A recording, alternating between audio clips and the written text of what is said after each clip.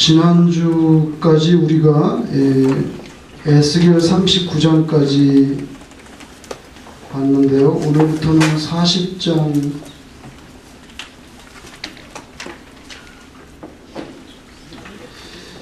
40장부터 오늘 43장까지 아마 해야 될 것 같습니다. 내용은 굉장히 많은데요. 전부 그 성전에 관한 내용이에요. 성전.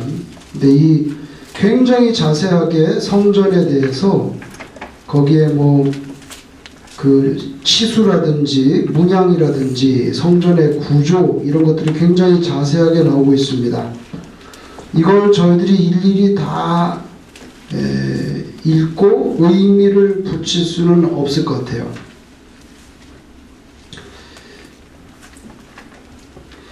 여러분, 무슨 치수라든지 문양이라든지 구조 이런 것들에 대해서 특별한 경우에 우리가 거기에 어떤 영적인 의미를 거기다가 붙여서 해석을 할 수가 있습니다. 그런데 기계적으로 모든 것에다 다 그런 의미를 붙이려고 하는 것은 위험합니다. 주로 이단들이 그렇게 많이 해요.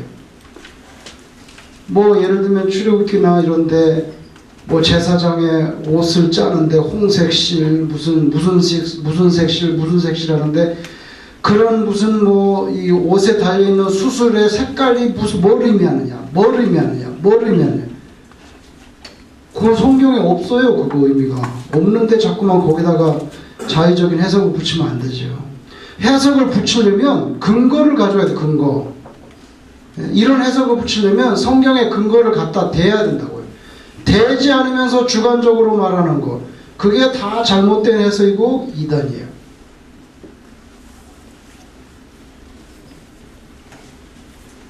우리는 예수님을 믿는데요. 예수님, 예수 그리스도, 그죠? 예수 그리스도를 믿는데요. 자, 예수 그리스도를 믿는데 예수 그리스도 안에는 누가 있냐면 하나님의 자녀들이 있습니다. 이렇게 하나님의 자녀들이 있어요. 그리고 예수 그리스도는 교회의 머리입니다. 머리. 그죠? 그리고 예수 그리스도 안에 하나님의 자녀들, 즉 구원받은 신자들이 이렇게 있습니다.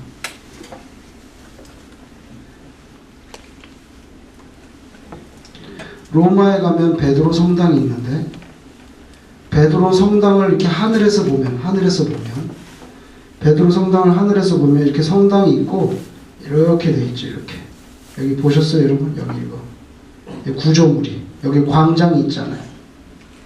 그죠? 이렇게 여기 교황 집무실이 있고 창문 열려 있으면 교황이 있고 창문 닫혀 있으면 교황 출타 중이고 이 하늘에서 보면 그래서 사람들이 관광객들이 이렇게 들어가잖아요. 이제 이 베드로 성당 안으로. 근데 하늘에서 보면 이렇게 돼 있어요. 그래서 예수님께서 팔을 벌려서 이렇게 위에서 보면 예수 그리스도께서 팔을 벌리고 있는 그 구조예요, 사실은. 원래 그 설계할 때. 자, 이렇게 예수님께서 교회의 머리가 되시고, 그 다음에 교회는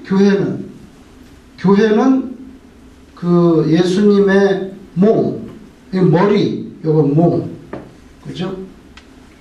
이건 몸이에요.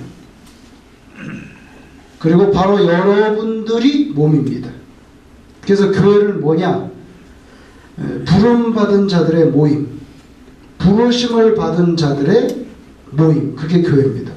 제가 지금 뭘 말씀드리려고 하냐면 구약 성경에는 성전이 있었습니다. 성전, 그죠? 구약 성전에는 성전이 있는데 구약 성경의 성전은 엄밀히 말해서 진짜 빌딩입니다. 건물이에요. 구약 시대의 성전은 건물의 개념이었어요. 그래서 솔로몬이 뭐 금도 바르고 해서 했잖아요. 그러나 신약 시대에 오면 이 빌딩의 개념으로서의 성전은 사라집니다. 그리고 성전이 예수님이에요. 예수님. 그리고 성전이 곧 교회인데요. 교회인데 신약 시대의 교회는 건물로서의 개념이 없어집니다. 그냥 예배드리는 장소로서 우리가 필요해서 이 빌딩을 소유하고 하는 거지, 이것이 성전이 아니라는 거예요. 이 콘크리트 벽돌이 성전이 아니라는 거예요. 그러나 구약시대는 엄밀히 빌딩이 성전이었어요. 근데 신약시대에 오면 이 성전은 교회가 되고, 교회는 곧 예수님인데요. 사실은 예수님이 머리인데요. 더 이상 빌딩의 개념으로서가 아니라 예수 그리스도가 곧 성전입니다. 예수 그리스도가 성전이에요. 신약시대에 우리 이걸 갖다 교회의 개념으로 말합니다. 그래서 어떤 교회가 재정이 부족해서 교회 건물을 세우지 못했어요. 구입하지 못했어요. 극장을 빌리거나 학교를 빌리거나 아니면 들판에 나가서 잔디밭에서 예배를 드리고 있습니다. 그래도 그것은 교회입니다. 왜냐하면 사람들이 있기 때문에, 구원받은 성도들의 모임이 있기 때문에 교회입니다. 근데 빌딩은 있는데 교인이 없어. 교인이. 그러면 그건 교회가 아닙니다. 교회가 아니, 엄밀히 말하면 그거는 비어있는 예배당일 뿐이에요. 예배당, 집당자라고, 집. 예배를 드렸던 장소. 그래서 한국에서 예를 들면 무슨 큰 교회들이 지부를 내잖아요. 지부를. 그래갖고 지교회를 낸단 말이에요. 지교회를 내면, 지교회를 내는 건 있을 수 있어요. 그런데 지교회를 냈으면, 만약에 서울에 큰 교회가 있었어요. 서울에 큰 교회가 있어가지고 막 수만 명이 돼서 부흥돼서 부산에도 내고 광주에도 내고 인천에도 만약에 지부를 냈으면, 이 지부 교회가, 지교회가 잘 발달해서 이게 조직교회가 되면 여긴 다른 목사님을 보내가지고 독립시키고 떨어내야 돼요. 그게 건전한 교회예요. 근데 이걸 떨어내지 않고 계속해서 여기서 비디오 보내고, 이 중앙정부에서 통제받는 지방정부처럼, 온누리교회도 제가 지금 말씀드렸죠. 온누리교회 지교회가 얼마나 많이 있습니까? 미국에도 많이 들어왔습니다. 뉴저지도 들어오고 오레곤도 들어오고 시카고도 들어오고 대도시마다 다 들어왔어요. 그러면 온누리교회에서 그냥 인원, 음악 이거 기자재까지 패키지로 와가지고 그냥 공수를 해. 그리고 여기서 목사님을 파송하고, 그래가지고 이제 지교회를 만드는 거예요. 그럼 이게 한동안은 그렇게 되다가 잘 부흥되면 이걸 관계를 끊어주고 재정적으로 독립시켜서 여기는 어떤 훌륭한 목사님을 청빙해서 하면 되는데, 이건 죽을 때까지 놓지 않아. 중앙정부고 여기는 지방이에요. 그래서 심지어는 여기 중앙정부는 담임 목사님입니다. 근데 시카고가 갔더니 온누리교회 주보가 담당 목사, 이렇게 담당 목사. 난 담당 목사라는 건 처음 봤어요. 담당 목사예요. 여기 중앙정부에 여기는 지방정부. 이거 다 비성경적이에요. 담당이 뭐예요 이게? 안 되죠. 이것도 새로운 목사님에서 해야 되는데 안 돼요 이거. 그래서 교회가 마치 다국적 기업처럼, 그죠? 삼성이 대한민국의 삼성인데 중국에 가도 있고 멕시코에도 가도 막 있잖아요. 그러니까 교회가 다국적 기업처럼 문어발식 운영처럼 비즈니스가 되는 거예요. 그런 다음에 여기는 뭐예요? 본성전. 여기는 지성전. 여기는 인천에 있는 지성전, 성전. 이 개념 이거 다 구약시대 빌딩의 개념으로서 끝났는데 자꾸만 성전이라 그러네. 여기 광주 지성전, 어디 지성전, 시카고 지성전. 이거 개념 끝났다니까요, 구약에서. 근데 이 지성전, 성전 하는 게 자꾸만 이쪽으로, 포커스가 빌딩 쪽으로, 그리고 중앙집권적으로. 그러다 보니까 세상 사람들이 볼 때는 예수 안 믿는 사람이 보면 이거 다국적 기업에다가 문어발식 확장이에요. 브랜치 까는 거예요. 프랜차이즈가 되는 거예요. 그러니까 예수 안 믿는 사람들이 볼 때는 예? 이거나 뭐 좀 죄송한 얘기지만 김일성이 김정일한테 넘어갔다가 김정일한테 김정은 넘어가는 거랑 비슷한 얘기죠. 예? 비슷하다고. 이 제일 그 중앙정보 목사님 은퇴하면 또 아들이 또 되고 이게 사람들이 볼 때는 비슷한 거라고. 오늘 에스겔 40장에서 43장에서 우리가 보게 될 것은 뭐냐면 이겁니다. 지금 에스겔이 말하는 성전이 있어요. 오늘 본문에. 이게 어떻게 예수 그리스도냐 이거예요. 성전이 곧 예수 그리스도다. 빌딩으로서의 개념은 와야 되고요. 영적인 의미에서의 예수 그리스도의 십자가 사건과 부활을 믿는 신앙의 공동체가 곧 교회가 됩니다. 그리고 그것이 곧 구약에서 말하는 성전이 돼요. 오늘 우리가 그것을 보려고 하는 거죠. 오늘 그것을 보려고 하는 거예요.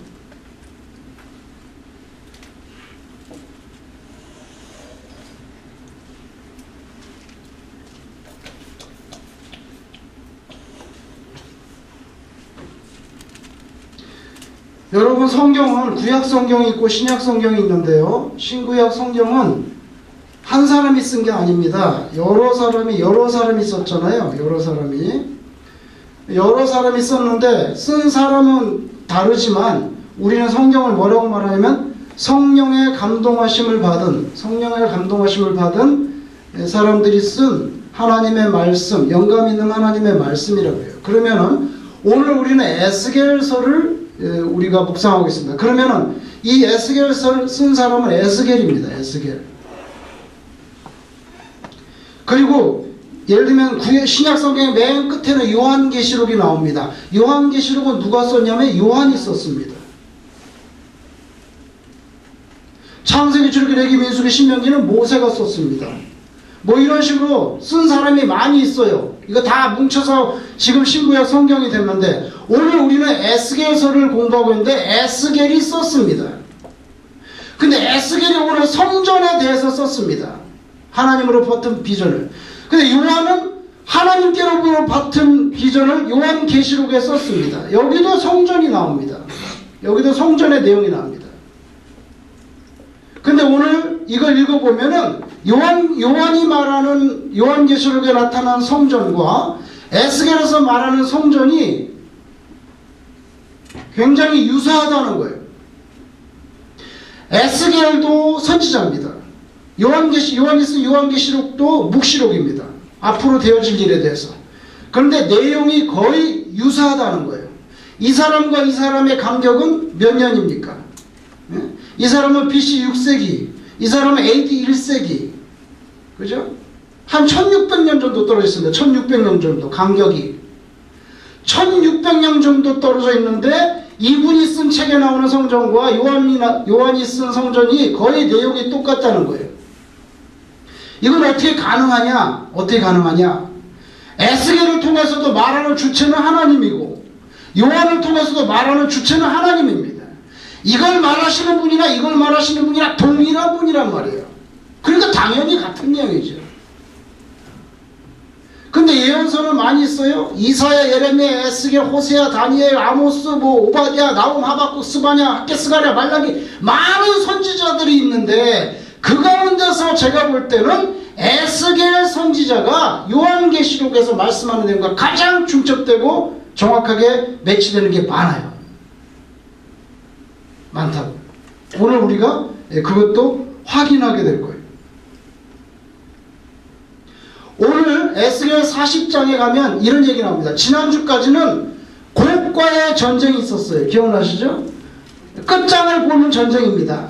하나님께서 곡과의 전쟁을 통해서 사탄의 세력을 완전히 끝장냅니다. 끝장내고 그게 39장이에요. 그러면 40장부터 뭐가 나와야 됩니까? 이제는 새로운 성전을 짓는 얘기가 나옵니다. 요한계시록으로 말하면 요한계시록에도 곡과의 전쟁이 나와요.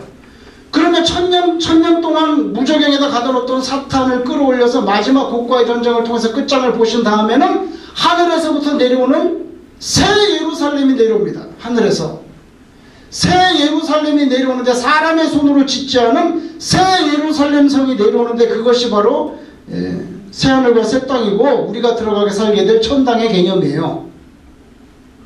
그죠? 그래서 요한계시록에서도 곡과의 전쟁이 끝난 다음에 새 예루살렘이 나옵니다. 에스겔에서도 지난주까지 곡과의 전쟁이 끝난 다음에 오늘 40장부터는 새로운 성전에 대한 환상을 보여줬어요. 환상을 에스겔에게 하나님께서 그걸 기록한 겁니다. 이걸 기록한 시점은 573년입니다. BC 573년. 오늘 에스겔 40장에 보면은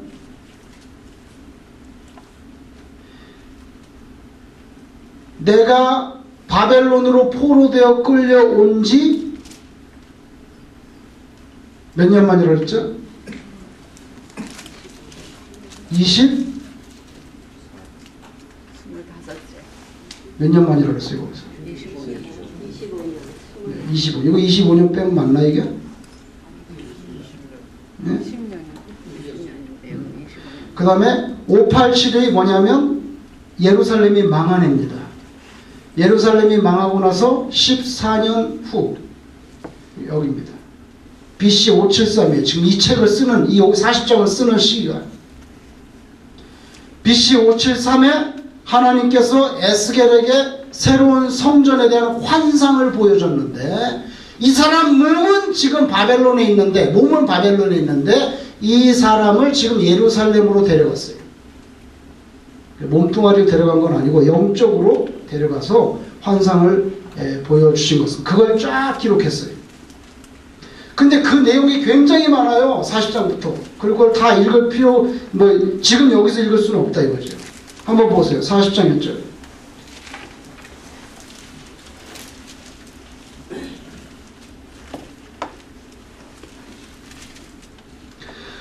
자, 우리가 사로잡힌 지 25째 해. 25째. 성이 함락된 후, 여기서 성은 예루살렘입니다. 예루살렘이 망한 지 14째 해. 14째. 14년이 지난 다음, 예루살렘 멸망 14년 지난 첫째 달, 10째 날에 곧 그날에 여호와의 권능이 내게 임하여 나를 데리고 이스라엘 땅으로 갔어요. 나는 지금 바벨론에 있는데, 에스겔은 바벨론의 포로로 있는데, 하나님의 이상 중에 나를 데리고 이스라엘 땅에 이르러 나를 매우 높은 산 위에 내려놓으셨어요. 이제 환상입니다. 거기에서 나무로 향하여 성읍 형상 같은 걸 있는 게 봤어요. 나를 데리시고 거기에 이르시니 모양이 녹같이 빛난 사람이 하나 나타났어요. 모양이 녹같이 빛난 사람 하나가 나타났는데 그 손에는 삼줄과 청량하는 장대를 가지고 문에 서 있어요. 그 사람이 내게 이르되 인자야, 내가 네게 보이는 그것을 눈으로 보고 귀로 들으며 네 마음으로 생각할지어다. 내가 이것을 네게 보이려고 이리로 데리고 왔어. 너는 본 것을 이스라엘에게 다 전해라. 자, 3절. 나를 데리시고 거기에 이르시니 모양이 녹같이 빛난 사람. 이것을 우리는 예수님이라고 생각합니다. 녹같이 빛난 사람. 예수님이라고 생각합니다. 근데 손에는 삼줄과 측량하는 장대를 가지고 있습니다. 삼줄과 측량하는 장대. 예루살렘 성전을 측량하는 장대인데요. 우리는 이것을 심판주의 모습으로 이해합니다. 모든 제도와 규격을 관장하시는 분, 감독자입니다. 말하자면 감독자, 심판주도 되고 감독자입니다. 감독자의 의미로 해석합니다. 그럼 왜 심판주로 이해를 하느냐? 예를 들어 볼게요. 레위기 26장을 보세요. 한번 189페이지 189페이지를 보세요.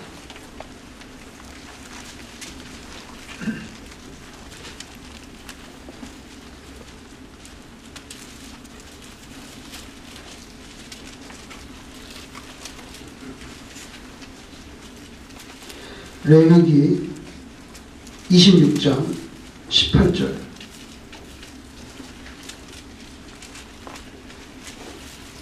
레위기 26장 18절.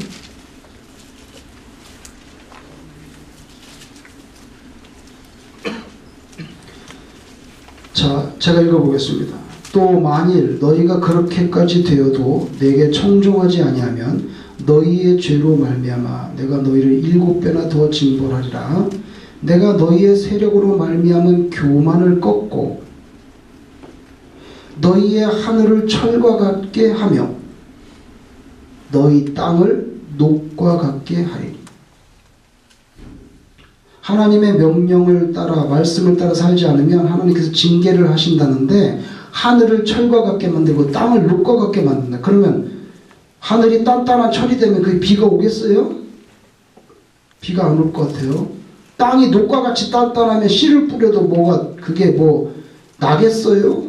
그래서 20절에 너희가 수고가 헛될지라 땅은 그 산물을 내지 아니하고, 그죠? 땅을 녹처럼 만들어 버리겠다는 거예요.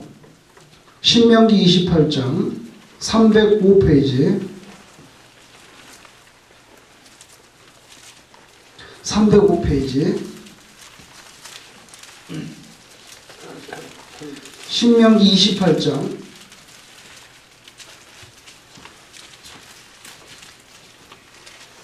22절 신명기 28장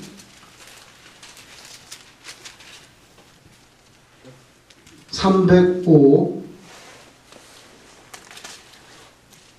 신명기 28장 22절 여호와께서 폐병과 열병과 염증과 학질과 한재와 풍재와 썩는 재앙으로 너를 치시리니 이 재앙들이 너를 따라서 너를 진멸하게 할 것이라. 하나님의 말씀에 순종해 살지 않으면 그렇게 된다는 건데 23절에 보면 네 머리 위에 하늘은 이번에는 하늘이 노시 되고 네 아래 땅은 철이 된다. 뿌려도 나지 않는다는 거예요.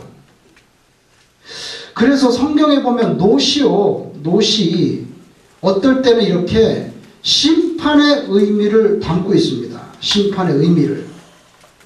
그래서 오늘 에스겔이 지금 바벨론의 포로로 끌려와 있는데 이 사람을 이스라엘 땅으로 데리고 갔어요. 그래서 이제 앞으로 곡과의 전쟁이 끝나서 새로운 성전을 세우는데 그 새로운 성전의 환상을 쫙 보여주는 주체가 눈같이 빛난 사람입니다. 손에는 삼줄과 측량하는 장대를 가지고 있어요. 건물 지을 때 줄이 필요하잖아요. 자도 필요하고. 그러니까 예수님께서 삼줄과 측량하는 장대도 가지고 있습니다. 감독자. 성전을 짓는 감독자고요. 또 녹같이 빛난 형태이기 때문에 심판주로서의 의미를 보여주고 있는데 에스겔 40장 4절에 그 사람이 내게 이르되 인자야 여기를 잘 보세요. 이제 내가 네게 보이는 그것을 눈으로 보고, 여기 눈이 나옵니다. 눈으로 보고, 그 다음에 귀로 들으며, 귀가 나오죠. 네 마음으로 생각할지어다. 그래서 눈과 귀와 마음. 야, 내가 이제 앞으로 새로 짓는 성전을 보여줄 건데 너는 그걸 눈으로 똑바로 보고 귀로 듣고 네 마음으로 생각하고 이것을 이스라엘 족속에게 잘 전해라. 자, 요한계시록을 보세요. 1장. 요한계시록 1장. 399 성경 맨 끝에 요한계시록 1장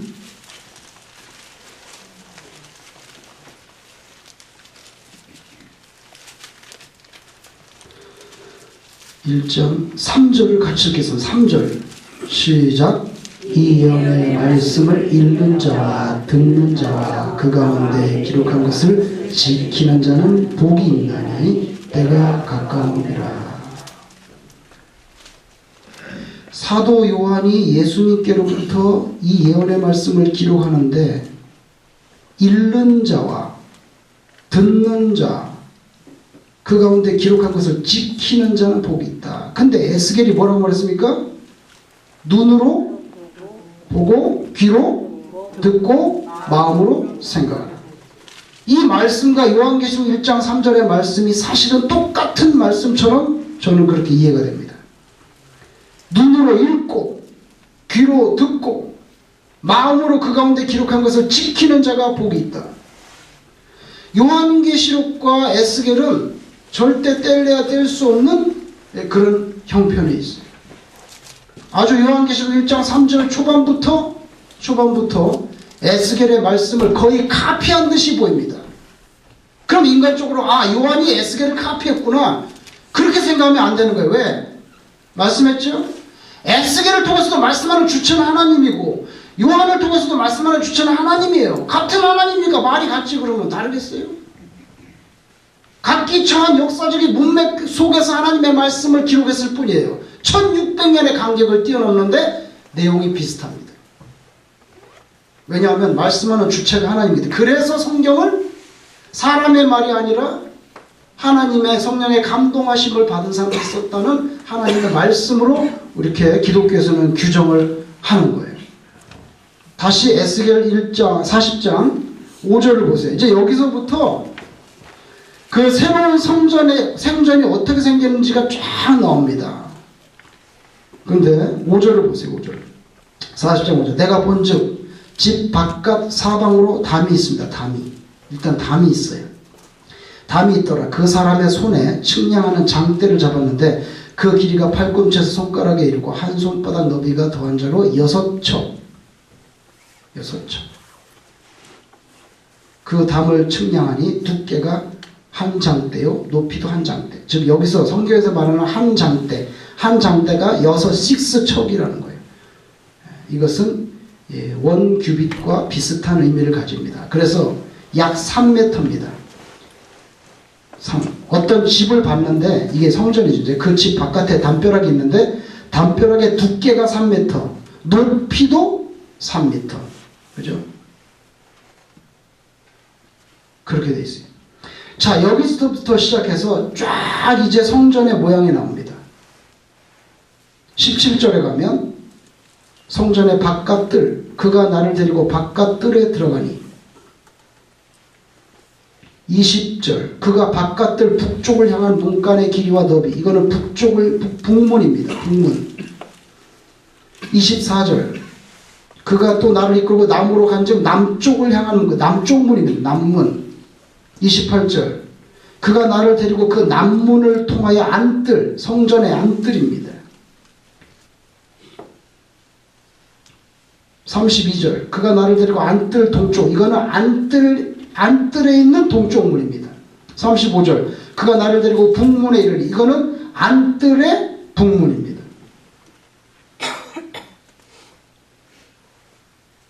그 다음에 예를 들면은 48절을 보세요. 48절 그가 나를 데리고 성전문 현관에 이르니 성전문 현관 그 문의 좌우 벽을 측량하니 너비는 이쪽도 5척 저쪽도 4척. 여기서 성전문 현관에 나와 있어요. 현관까지 갔어요. 지금 현관. 그죠? 이런 식으로 계속해서 나갑니다. 41장 3절 그가 안으로 들어가서 내전문 통로의 벽을 측량하니 그죠? 이건 성전 안으로 들어갔어요. 10절 41장 10절 성전 골방 3면에 성전의 골방도 나옵니다. 이런 식으로 해서 계속해서 성전 안의 모든 것을 자세히 설명합니다. 그래서 42장 15절 보세요. 42장 15절 그가 안에 있는 성전 측량하기를 마친 후에 나를 데리고 동쪽을 향한 문의 길로 나가서 사방 담을 측량하는데 그죠? 이렇게 해서 42장 끝부분에 가면은 거의 다 이제 성전의 대충 구조가 설명이 다 끝납니다. 근데 여기 보면은 뭐 담벼락은 몇 미터고 뭐 문짝은 얼마고 이거 다 이렇게 돼 있어요. 굉장히 자세하게 돼 있어요. 그런데 아니 그 문이 뭐 높이가 몇 미터고 뭐 너비가 몇 미터고 그거에다가 우리가 영적인 의미를 붙일 필요는 없다 이거예요. 그건 설명이지.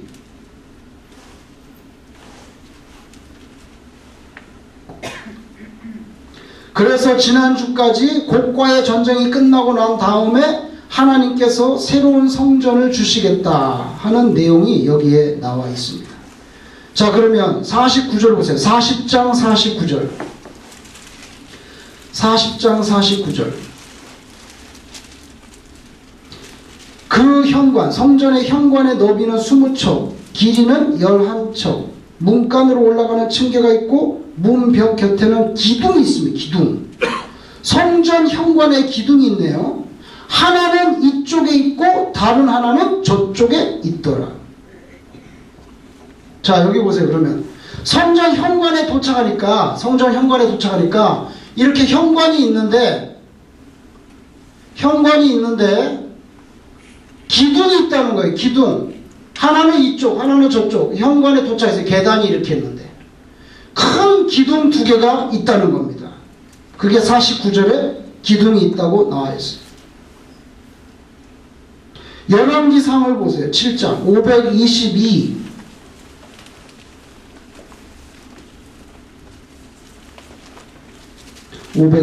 열왕기상 7장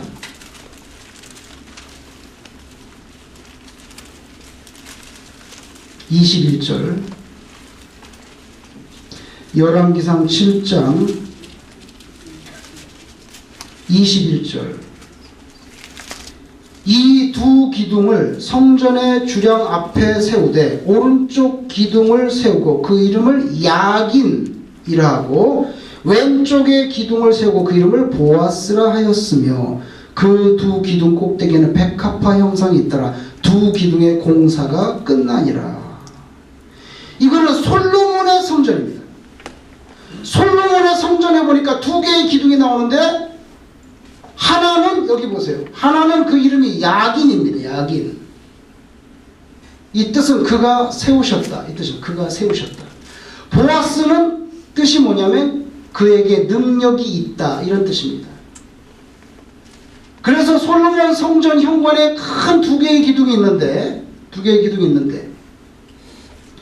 하나는 그 이름이 야긴이고 하나는 보아스입니다. 두 기둥이 있는데 근데 오늘 에스겔 40장 49절에 보면 현관에 두 기둥이 있다고 그랬어요. 다시 말하면 이제 무너져버린 없어져버린 예루살렘의 성전의 영광을 다시 회복시켜준다는 그런 말씀입니다. 여러분 오늘 40장 이후부터 43장 정도까지 새로운 성전에 대한 환상을 보여줬는데 그 환상을 보여줬는데 떡상이 없어요. 떡상. 금촛대도 없습니다. 분향단도 없습니다. 물두멍, 노수로 만든 바다 물두멍도 없고요. 휘장도 없고요. 언약궤도 없어요. 하나님께서 에스겔에게 보여주는 새 성전에 이런 것들이 없다고요. 이런 것들이. 이거 반드시 있어야 되는데 성전 안에는 없어요. 설명 자체가 없다고. 자, 이스라엘 역사의 성전은 세 개가 있습니다. 이렇게 보세요. 제일 처음에 지었던 성전은 솔로몬 성전입니다. BC 587년에 바벨론이 들어와서 이거 다 불태워버렸습니다. 솔로몬 성전 없어졌어요.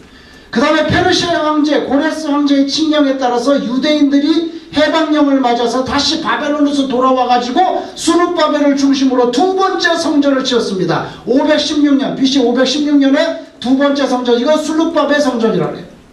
그리고 세 번째 성전은 뭐냐면 예수님께서 오셔서 공생하고 있는 동안에 이미 오래전부터 헤롯 대왕이 유대인들의 환심을 사기 위해서 성전을 다시 짓고 있었습니다. 그게 바로 세 번째 성전입니다.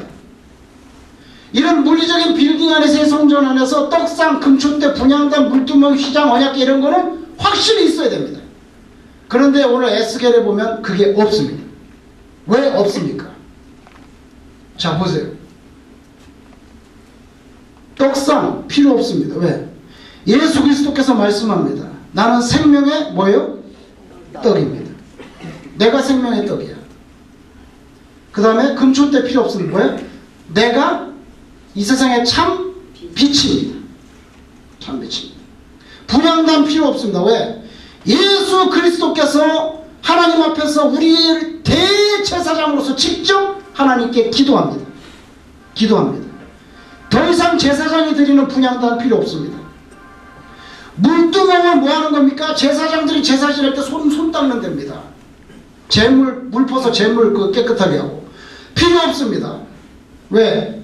우리의 구원은 예수 그리스도의 뭐로 이루어집니까? 피로 이루어집니다. 우리는 예수님의 피로 씻어서 구원받습니다. 필요 없습니다. 휘장도 없습니다. 에스겔이 본 성전에는. 왜? 하나님께서 우리와의 관계성 속에서 휘장을 찢어버렸잖아요. 그 예수님 십자가에 못 박혀 돌아가실 때. 필요 없습니다. 언약궤 필요 없습니다. 왜? 언약궤 안에는 세 가지가 들어있는데 아론의 쌍난 지팡이하고 광야 시대 때 먹었던 만나를 담았던 항아리가 있었고 그리고 돌판 2개가 있었습니다. 그런데 세월이 지났을 때는 항아리도 없어졌고 지팡이도 없어졌고 뭐만 남았습니까? 그 안에 돌판만, 모세가 받은 그 십계명을 이렇게 기록한 돌판만 2개 남아있는 게 언약궤입니다. 더 이상 언약궤가 필요 없습니다. 왜? 태초에 무엇이 있었습니까? 말씀이 있었습니다. 그 말씀이 뭐가 됐어요?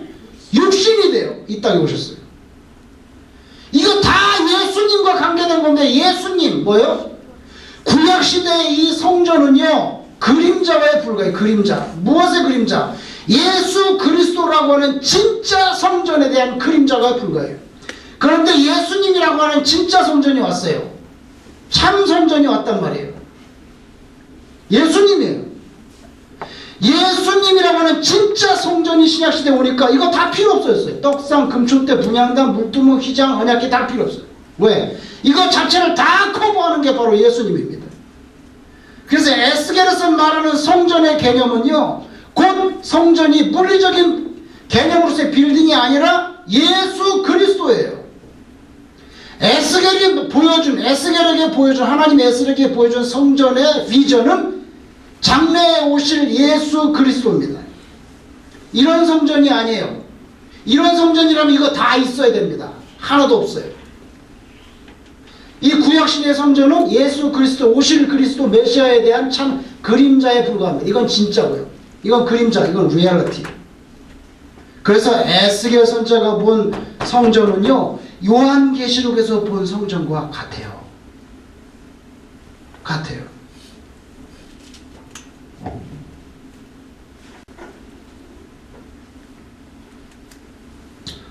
(43장을) 보세요. 에스겔 43장.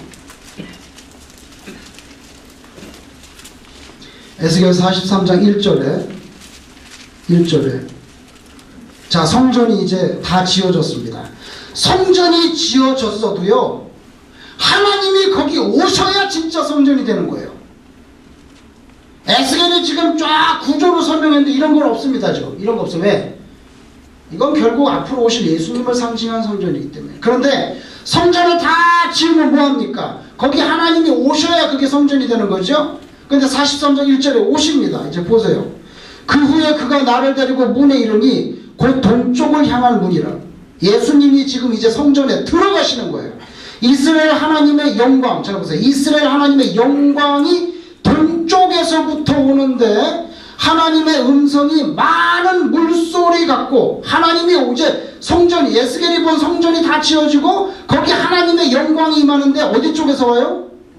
동쪽에서 오시는데 하나님의 영광이 오는데 들어보니까 많은 물소리 같아. 막 콸콸콸 그런 거대한 물소리같이, 엄청난 물소리같이 들리고요. 그 영광으로 말미암아 빛이 납니다. 아주 하나님의 영광이 임하는데 빛이 나고 많은 물소리 같아. 그 모양이 내가 본 환상, 즉 에스겔이 처음에 봤던 환상, 그 전에 성읍을 멸하러 올 때 보던 환상과 같고, 그발 강가에서 보던 환상과도 같기로 내가 곧 얼굴을 땅에 엎드렸어요. 너무 겁이 나서 엎드렸어요. 여호와의 영광이 동문을 통하여 성전으로 들어옵니다. 동서남북에 문이 있는데요, 여호와의 영광이 다시 회복되는 것은 동쪽 문으로 온다 이거예요.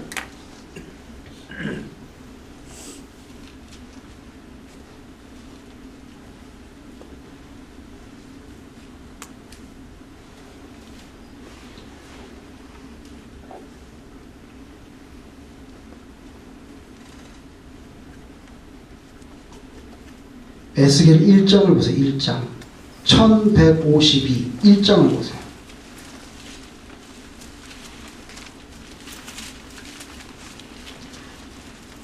(1152) 1장 에스겔 1장 24절. 에스겔 1장 있어요. 이게 처음에 에스겔이 하나님의 그 하나님을 만나는 장면인데요. 24절. 생물들이 갈 때 내가 그 날개 소리를 들으니 거기 무슨 소리가 납니까? 많은 물소리 같은 게 막 난다는 거예요. 물소리 같은 게. 많은 물소리 같은 게 나.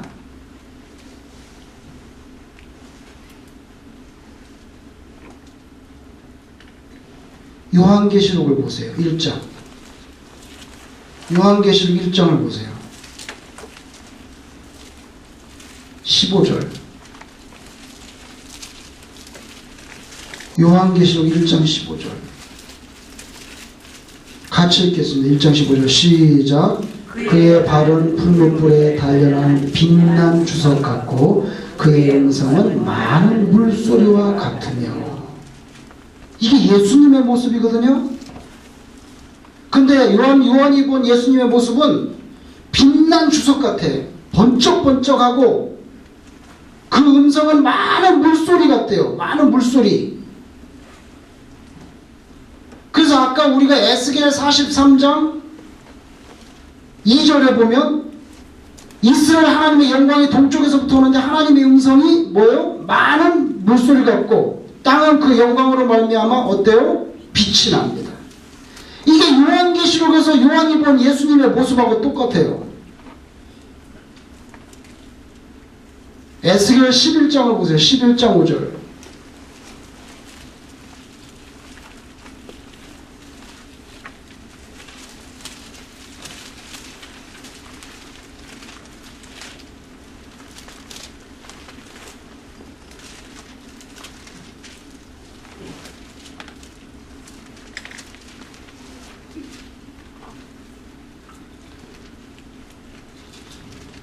처음에 에스겔에게 예루살렘 성전을 갖다 심판하는 말씀을 보여줄 때 11장 5절에 여호와의 영이 내게 임하여 이르시되 너는 말하기를 여호와의 말씀에 이스라엘 족속아 너희가 이렇게 말하였도다.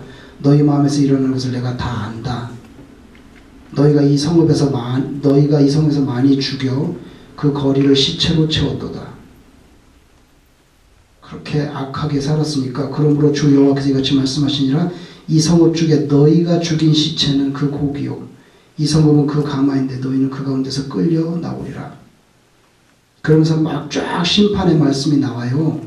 예루살렘 성전을 멸망시키겠다고 나오면서 11장 22절에 가보세요. 22절. 드디어 하나님의 영광이 떠납니다.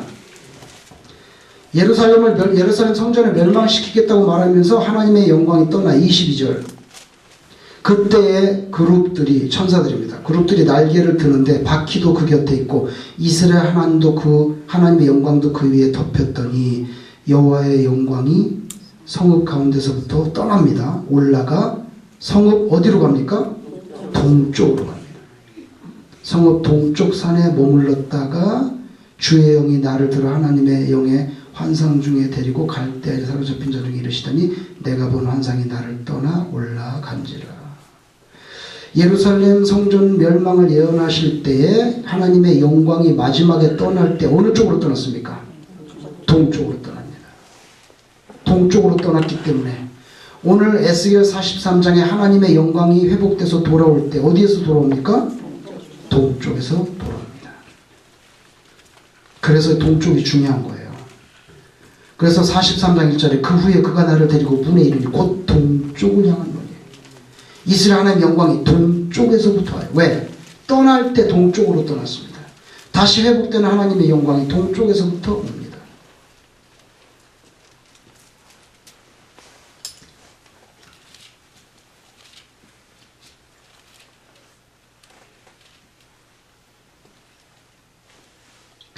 에스겔 42장 15절.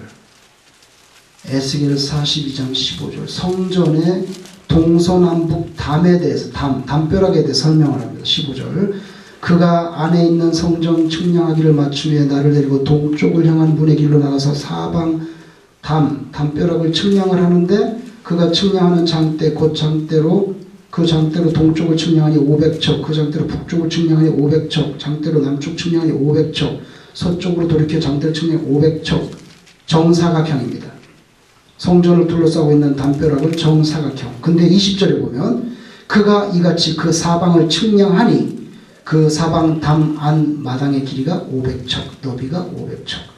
근데 그 담이 중요해요. 그 담은 뭐 하는 겁니까? 거룩한 것과 속된 것을 구별한다. 성전을 둘러싸고 있는 담벼락 밖은 속된 것이고요. 그 안은 거룩한 것입니다.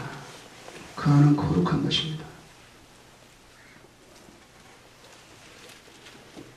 고린도 후서를 한번 보세요. 고린도 후서.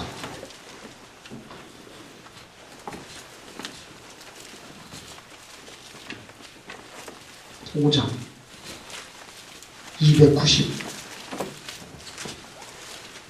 291 고린도서 5장 17절 유명한 말씀이 나옵니다. 같이 읽겠습니다. 5장 17절 시작. 그런즉 누구든지 그리스도 안에 있으면 새로운 피조물이라 이전 것은 지나갔으니 보라 새 것이 되었도다. 여기서 제일 중요한 말은 인입니다. 인, 안에, 그리스도 안에, 안으로 들어와야 돼요. 그리스도 안으로 들어와야 돼요.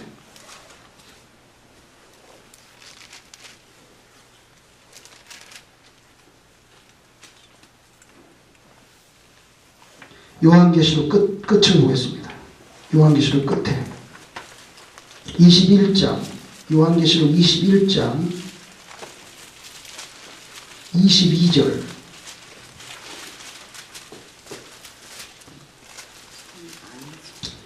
자, 곡과의 전쟁이 끝난 다음에 하늘에서 내려온 새 예루살렘 성에 대해서 설명을 합니다. 그런데 새 예루살렘 성 안에 22절 같이 읽겠습니다. 시작. 성 안에서 내가 성전을 보지 못하였으니 이는 주 하나님 곧 전능하신 이와 어린 양이 그 성전이십니다. 아니 새 예루살렘의 환상을 봤는데 곡과의 전쟁이 끝난 다음에 그 환상을 보니까 그 새 예루살렘 성 안에 성전이 없다는 거야. 아니 왜 성전이 없지? 아니 왜 성전이 없어? 어린 양이 성전이라는 거예요. 어린 양이. 어린 양이 성전이라는 거예요. 예수님 자체가 성전이라고요. 자, 에스겔 47장. 에스겔 47장 보세요.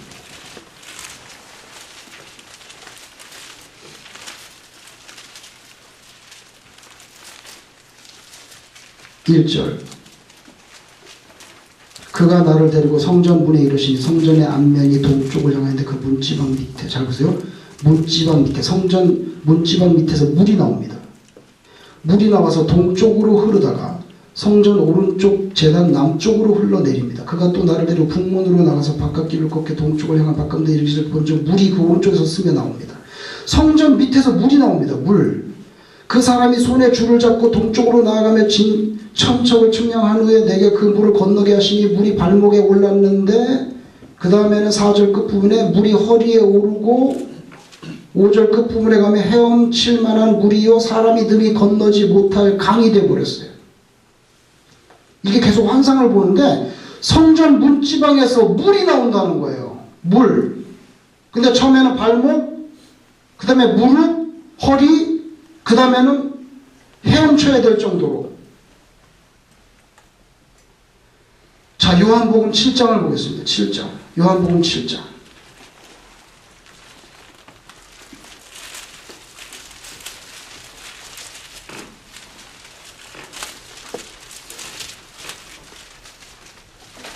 (157페이지) 37절 157 페이지 요한복음 7장 37절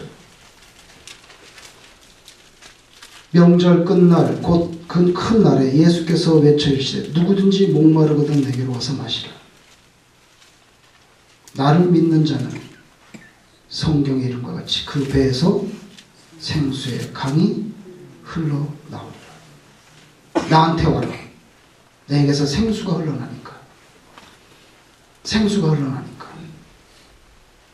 보세요. 에스겔이 본 성전이 그게 사실 예수님 자체예요.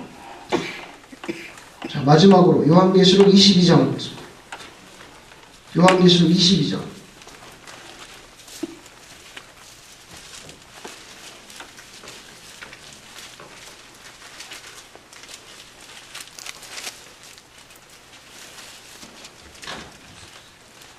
1절, 요한계시록 21절, 또 그가 수정같이 맑은 생명수의 강을 내게 보이니 하나님과 및 어린 양의 보좌로부터 그 물이 나온다는 거잖아요. 나와서 길 가운데로 흐르더라. 광 좌우에 생명나무가 있어 12가지 열매를 맺되 달마다 그 열매를 맺고 그 나무 잎사귀들은 만국을 치료하기 위해, 생명수기 때문에 만국을 치료해. 죄라고 하는 병을 가진 사람을 치료하는, 정말 죄의 싹슨 사망, 그런데 어린 양 보좌로부터 흘러나오는 그 생명수가 그 죄라는 병을 치료해. 구원이에요. 그래서 만국을 치료하기 위해서 그 강물이 있습니다. 그 강물은 하나님과 어린 양의 보좌에서부터 흘러나는데, 에스겔에서는 성전 문지방에서 흘러납니다. 예수님께서 말씀하셨죠. 누구든지 목마르면 나한테 와서 먹으라. 자, 결정적인 구절이 하나 더 있네요. 요한복음 2장을 보세요. 요한복음 2장. 요한복음 2장 19절. 145페이지. 요한복음 2장 19절. 예수께서 대답하여 이르시되 너희가 이 성전을 헐라. 내가 사흘 동안에 일으키리라. 이게 헤롯이 짓고 있었던 성전입니다. 헤롯이 짓고 있었던 성전인데, 유대인들이 이르되 이 성전은 46년째 지금 짓고 있는데 아직 완성도 안 됐어요. 46년째 짓고 있는데 네가 3일 동안에 일으키겠다고? 요새 시대로 말하면 야 이거 헐어버려. 내가 3일 만에 일으킬게. 잘못하면 유대인들에게는 가장 신성하고 중요한 예루살렘 성전, 그것도 46년째 공들여서 짓고 있는 예루살렘 성전을 무너뜨리라고? 그리고 3일 만에 일으킨다고? 나사렛 예수 당신이 테러 분자냐? 왜 성전을 무너뜨리라는 거야? 테러야? 여러분, 그 시대 사람들은 그 정도의 문맥으로 느꼈을 것 같아요. 이 구절을. 21절. 그러나 예수는 뭐예요? 성전된 자기 육체를 가리켜 말씀하신 것이다. 죽은 자 가운데서 살아나신 후에야 제자들이 말씀하신 것을 기억하고 성경과 예수께서 하신 말씀을 믿었더라. 예수님은 자기를 성전과 동일시합니다. 자, 이제 결론이 다 나왔어요. 여기 보세요. 이 에스겔은 이런 성전을 봤거든요. 담벼락이 있습니다. 담벼락이 있는데 아까 보면은 담벼락 밖은 홀리하지 않아요. 속돼요. 세큐라고. 이 안에는 어떻게? 거룩하다 그랬어요. 그런즉 누구든지 예수 그리스도 안에 있으면 새 생명. 그죠? 그리고 제가 지금 인용한 구절들을 통해서 여러분들이 성전이 신약시대에 오면 예수 그리스도 자체가 성전이라는 걸 우리가 알 수 있습니다. 알 수 있어요. 그리고 그 성전 안에 이렇게 그 성전 안에 들어가 있는 구원받은 성도들이 다 또 각기 하나의 성전이에요. 너희가 그리스도의 성전인 줄 모르느냐? 아까 요한계시록에 하늘에서부터 새 예루살렘이 내려왔는데 보니까 아무리 찾아도 성전이 없어. 성전이 없지? 예수님 자체가 성전. 그리고 요한복음 2장에 이 성전을 무너뜨려 내가 3일 만에 일으킬게. 바로 예수님이 자기 자신을 성전과 동일시하고 부활에 대해서 설명하는 것을 보게 됩니다. 그래서 에스겔 40장에 43장에 나와 있는 에스겔이 본 성전의 개념은 요한계시록에서 말씀하는 새 예루살렘의 내용과 너무나 흡사해요. 한두 가지가 아니에요.